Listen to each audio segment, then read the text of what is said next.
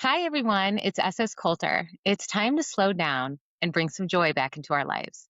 Today, we're digging into those moments when everything feels overwhelming and reactive at home, and how we can start calming ourselves first so everything around us feels more peaceful. And with that, let there be joy. Welcome to Let There Be Joy, where SS Coulter talks with experts who share 3 simple, practical ideas you can actually use to help build a life you don't want to escape from. Welcome to this week's episode of Let There Be Joy. I moved from my home state of Illinois 9 years ago, but because I'm a Chicagoan, I say I moved from Chicago because we Chicagoans are a little crazy about our city, and I do really miss it.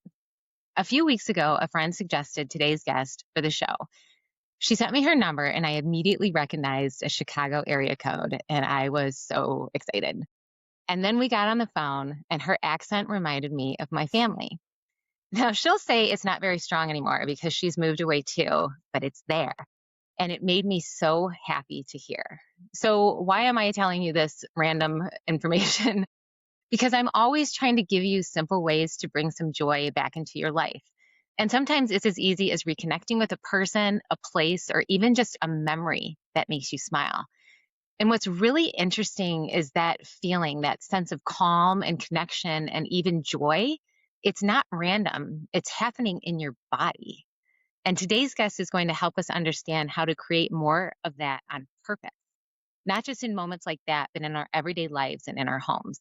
So I'm really excited to talk today to Heather Pierantoni. I'm going to give you her bio now, and then we are going to get right into her tips. Heather Pierantoni is an occupational therapist and parent co-regulation coach who has worked with hundreds of families to help both parents and children find their way back to calm, connection, and peace.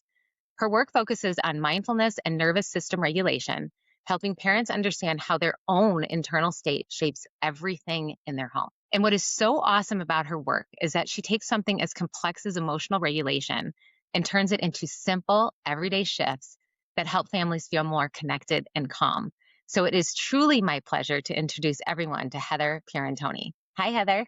Hello. So grateful to be here. I want to tell everybody what's even more exciting about Heather, that she's from Chicago, but also she is my first guest to come on with her brooch. So she went. Yay. I won already. She wins. Whatever happens now, she wins. But thank you for doing that. I think everybody, it's so good to feel fancy sometimes. Yes. Yes. And it's the little things like you mentioned in the intro, which I totally agree with. Yeah, it is the little things. And not so little thing, and I'm going to share it, is that Heather is just about to have a child. So I'm so excited for you. So thank you for being here Yeah, thank you so and much. sharing your brain with us. What's left of it? What's left Yes. of it. So I would love to get into your tips. Your first tip is regulate yourself first. Can you explain that to us? I say that with a whole lot of compassion for anyone who may be feeling dysregulated, not calm, or chaotic in any way. Regulating yourself first, though, is just about taking responsibility for the state of your own nervous system first, mainly because that's just the most effective way to be. It helps us get back in the driver's seat of our life and not look around to our environment or to the people in our environment for answers or look to them to change when actually we can be that change. And what ends up happening through co-regulation, which is just nervous system communication between people, is that our calm actually ripples outward to the people around us and into our home environment, our workplace, really wherever we are. Can you explain to us, because you are my second guest in a row that's really focused on nervous system. And Yeah. I myself just started doing nervous system work because Mhm. as I started doing this podcast, so much people are talking about regulation Mhm. and how important it is. And so I thought, gosh, I better figure out what it is. Can you explain to us a little bit about the nervous system and why it's so imperative that we understand it and calm it down? Yes. Such an important fundamental question that often everyone has become a nervous system expert on Instagram. And a lot of that is a little questionable, so I'm super happy to chat about it. So I think about the nervous system in a few ways. Number 1, it's a two-way highway between our inner world and the outer world. I've never heard anyone say that. It makes so much more sense to me when I Yeah. think about it like that, right? We have Yeah. our inner world, so our thoughts, our emotions, our sensations, how we're processing our 5 plus senses, such as where we're at in space, the sights, the smells, the sounds, how we're processing all that, what it creates within us, and then also what we project into the outer world. So then we give off an energy or a vibration. We can talk about it through the lens of our heart rate coherence, of whether we're in that calm parasympathetic space or whether we're in that more frustrated, challenging fight or flight space. When you think about it this way, this is so much easier. Thank you for that because I've been You're kind of welcome. having a It hard was an time excellent question. figuring out what it is. But so if I bring this down um, to my level of someone who is not an expert in this, just as if I go outside and 5 fire trucks go by with the sirens screaming, that the way that kind of affects me is almost what you were just saying with your first tip is if I have that kind of energy and angst inside of me, that's going to come out and affect someone like the fire engines affected me. Yes, it very well could, especially if it's not something that is in your toolbox to deal with. Is there anything else you want to tell us about the nervous system? I mean, I kind of talked over you, but that was such an interesting thing that it's on the inside and the outside, like the communication between the two. Well, no, I love hearing your takeaway about it because, I'm kind of in my own echo chamber of this is what I do and this is what I talk about. And so I think it's actually really cool that you said it's somewhat of a newer topic to you, right? You said you kept Hmm. hearing people banging the nervous system drum over and over, and you're like, I guess this matters. Well, it's so funny. So one of the things I say about this show, and you and I talked about this before, is I'm a Gen Xer. Okay. And I'm very much going to generalize right now, but it's just easier to do. So I don't know a lot of people my age unless they're in the business talking Hmm. about nervous system. Yeah. But I'm working with younger women and that's literally something they say every day. And finally I was like Yeah. talking about regulating themselves and their kids and I'm like, what? What are you guys talking about? Yeah. So I think so it's just an interesting thing it's become such a big deal. And so I really want to help people understand it. I'm assuming it's a big deal because it's helpful. Hmm. I'm used to just and there's good and bads about everything about us. So Yeah. I am used to taking my emotions and just Hmm. shoving them down. And it sounds like when you do that, and that can work in some cases. You can't walk around like a basket case all the time, Yes. There's right? a time and a place for There's a sure. time and a place. But if you shove everything down, then it sounds like your body is going to start telling you stuff Oh, that you may yeah. have to deal with. And I'm Yes. just saying that because it's been happening to me. Yeah. I'm learning this. Yeah. But so that's kind of the nervous system, right? I mean, and if I'm Totally. making it too simple, let me know and would love for you to keep adding to it. Yeah, I think that is a super important lens. And, you asked if there's anything I'd add. I think you actually led me into it where having a regulated nervous system, I think something that's a huge misconception is that people think having a regulated nervous system means that you are calm all the time, that you're only polypositive, that you are this perfect homemaker, always smiling, always perfect, squeaky clean house mother. And I always say, if you're actually calm all the time, I'm a little concerned because we are human beings with a full spectrum of human emotions. So that includes both ends of the spectrum and everything between. That is Mm. positive emotion and that's negative emotion. When it becomes problematic on the negative emotion side is when we don't have the tools to properly process. So either they do get cast aside, shoved down, and then the body sometimes will tap on your shoulder and give you messages in other ways. Or on the flip side, if we don't have tools to process the negative emotions and it creates a problem where we speak and act outside of our values because we're ruled by those negative emotions. I'm going to go back to your first tip then, because that Yes. goes right to that. You have to regulate that first. Yes. Okay. Exactly. And what would be one or two ways you would suggest a busy mom? How are you going to do Mhm. it, Heather? Yeah.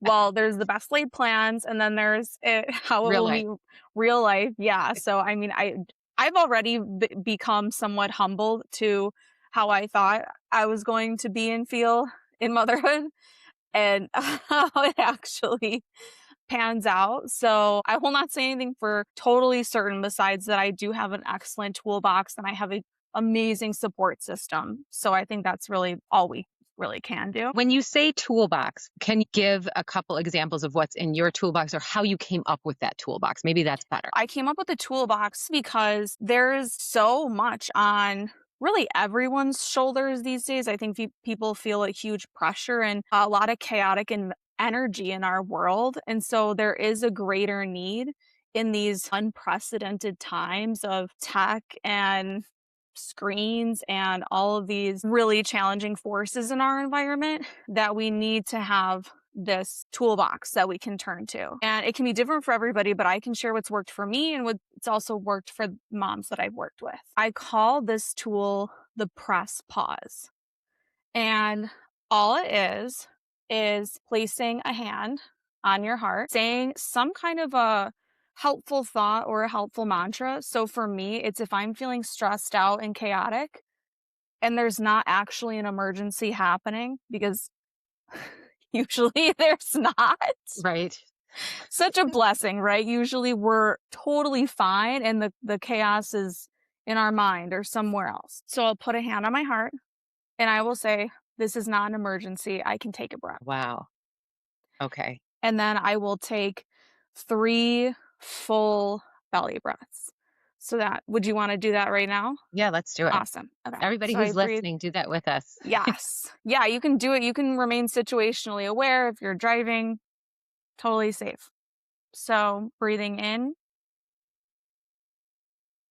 feeling your belly fill with air and letting go. I love a sigh. If I'm really in a place, a good long sigh. And 2 more.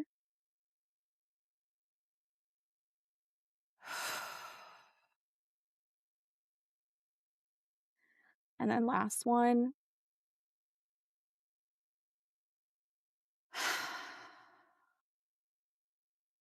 And that's the press pause. So it's just 3 parts. It's heart.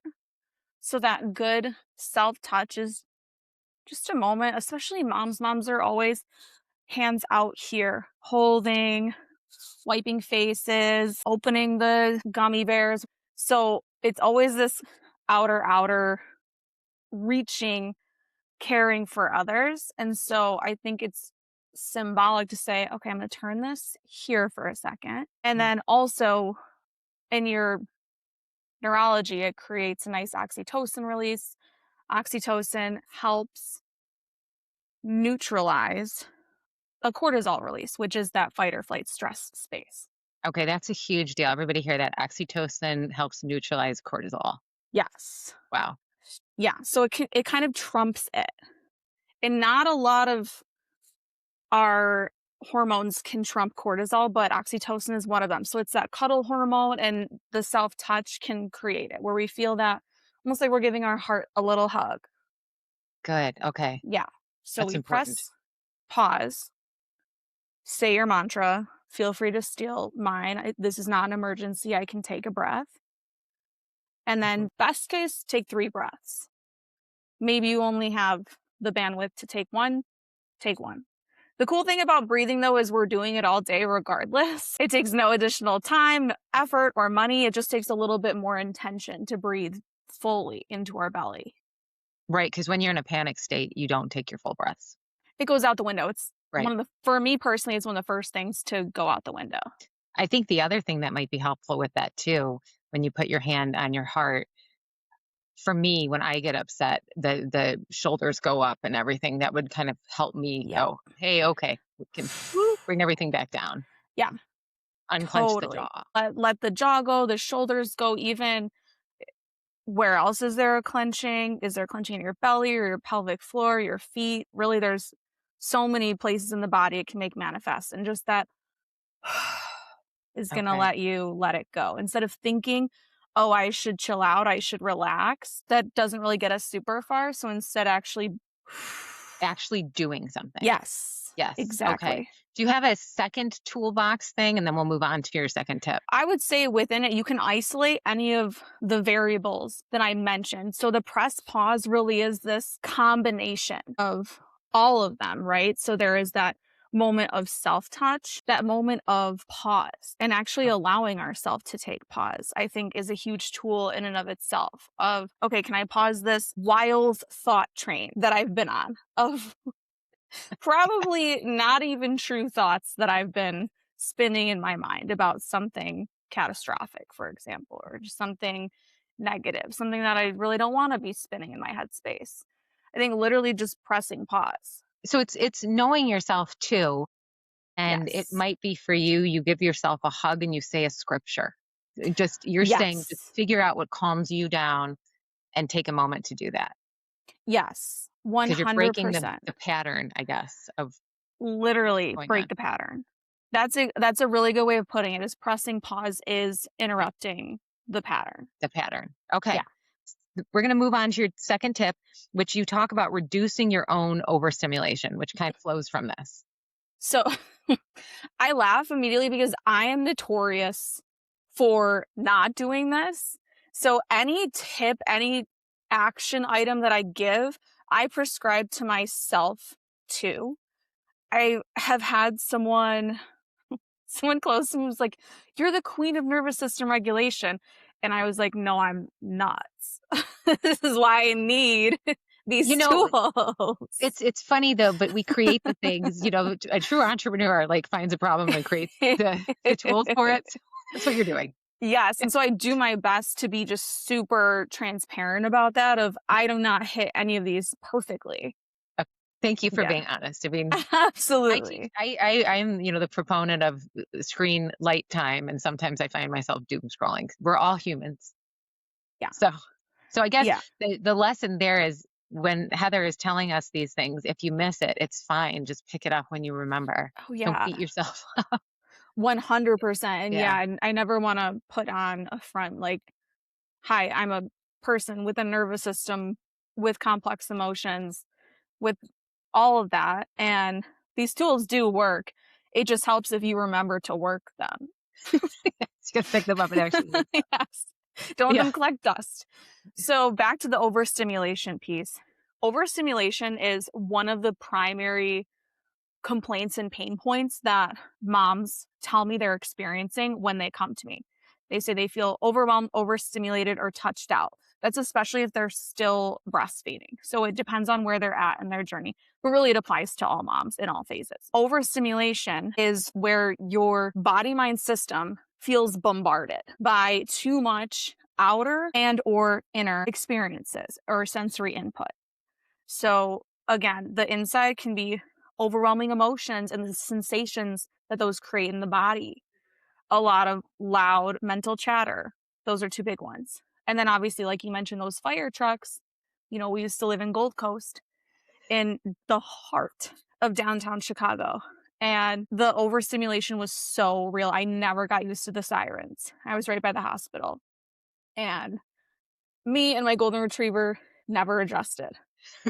However, where the tool comes in is sometimes we get in such a habit of being overstimulated that we continue the trajectory of overstimulation by adding more onto our sensory processing plate. And we Oh. do it to ourselves. So what So, can you give a real life example of that? yes, totally. So, let's say we're doing a task. We will be washing the dishes. We'll say, oh, let's habit stack because that's a popular school of thought. And I do think there's a time and a place to habit stack, but not when you're overstimulated. We washing the dishes and then we'll say, you know what, I'm going to throw on this audiobook. It has some awesome takeaways that I want to listen to. And then there's another voice in your ear plus the task, plus all the other voices in your mind. And so in that moment, I actually encourage moms to monotask I and was to just going to say, this sounds like, and we're learning more and more about this, but multitasking is not, they told us it was really good. It's Mhm. really just mental fragmentation. Yeah, it splits us quite often. And it splits us mentally, and then it can also create an energy scattering and create challenges within our sensory processing pathways of, oh my gosh, now I need all this sound in my ear all the time. And it almost becomes this addiction's a strong word, but it becomes a habit of always having this stimulation. Well, we are addicted to stimulation right now because of all the screens. But I think what I want to stress here, so your mom, you've got the kids in the other room and you're like, I'm going to go do the dishes, but I have to keep up with so and this and that.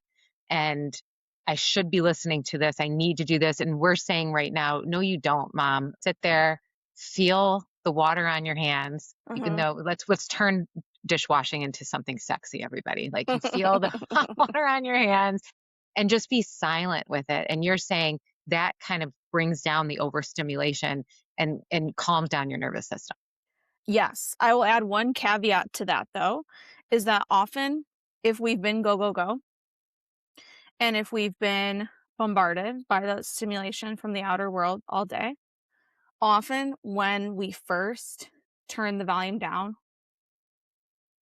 it actually can feel overwhelming because our body mind system will bring things to our attention. Maybe there was something that triggered us earlier in the day. There was a tension we were holding on to.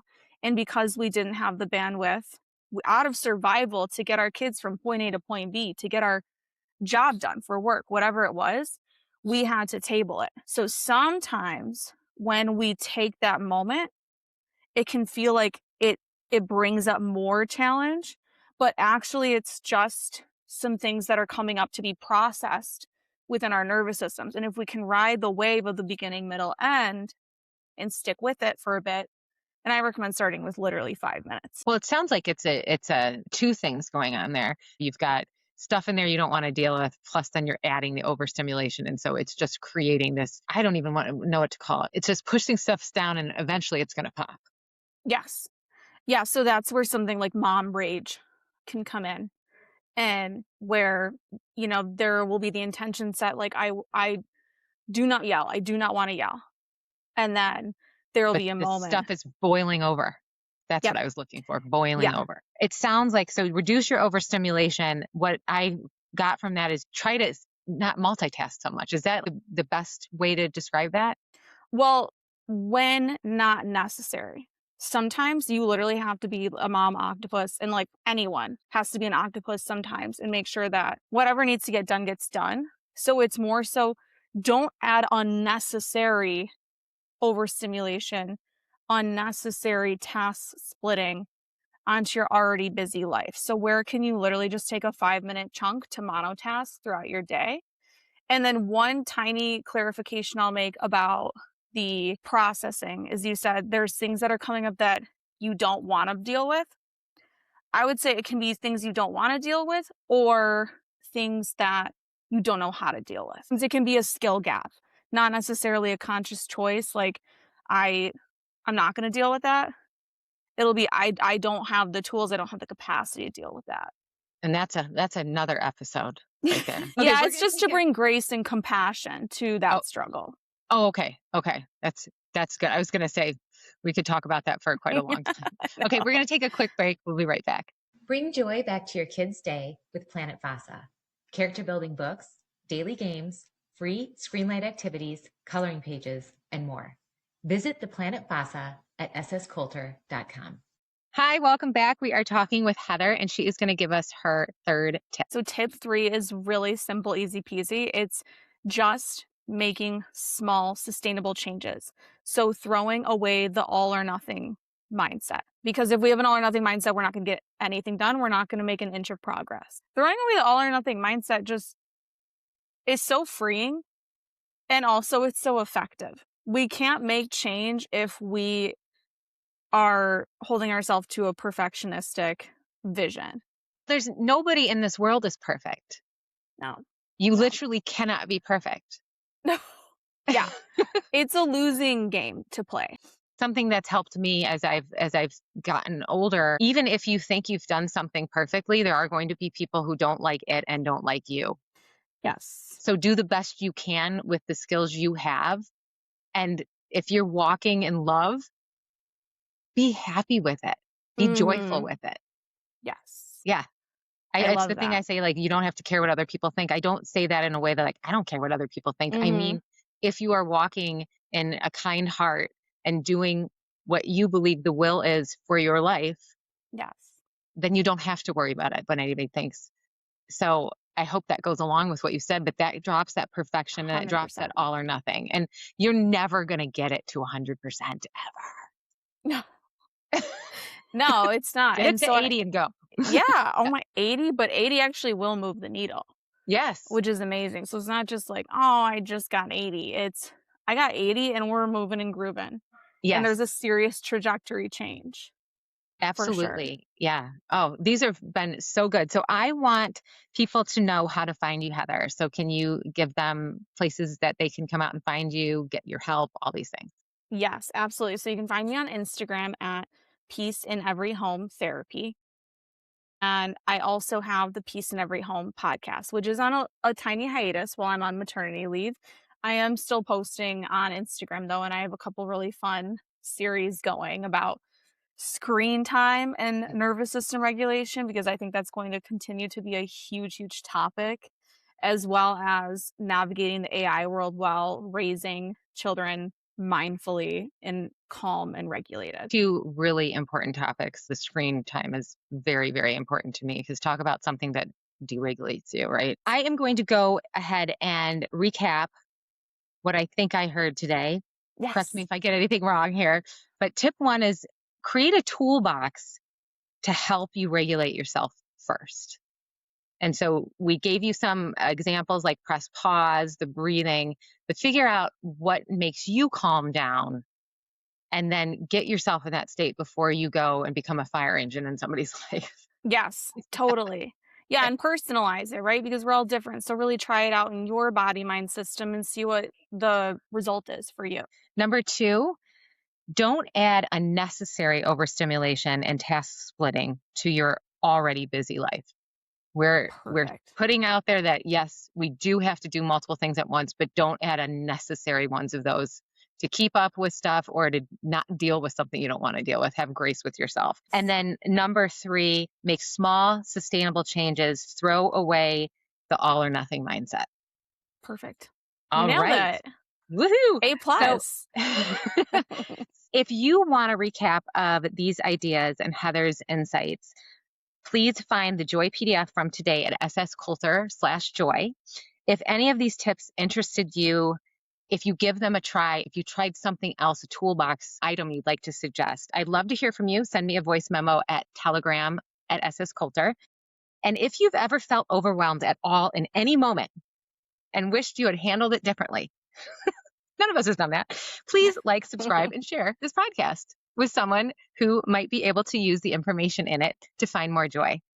Next episode, we'll be talking about how to retrain our thinking patterns toward more positive and empowered lives. So I hope you will join us.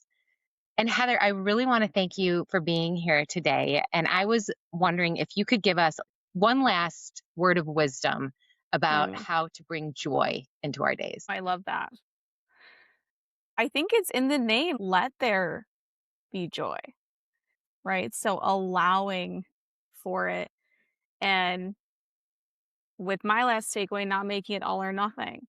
So finding a tiny window within each day to let there be joy and then notice how it can spread and ripple throughout all other moments. Thank you so much. Yes, So thank you.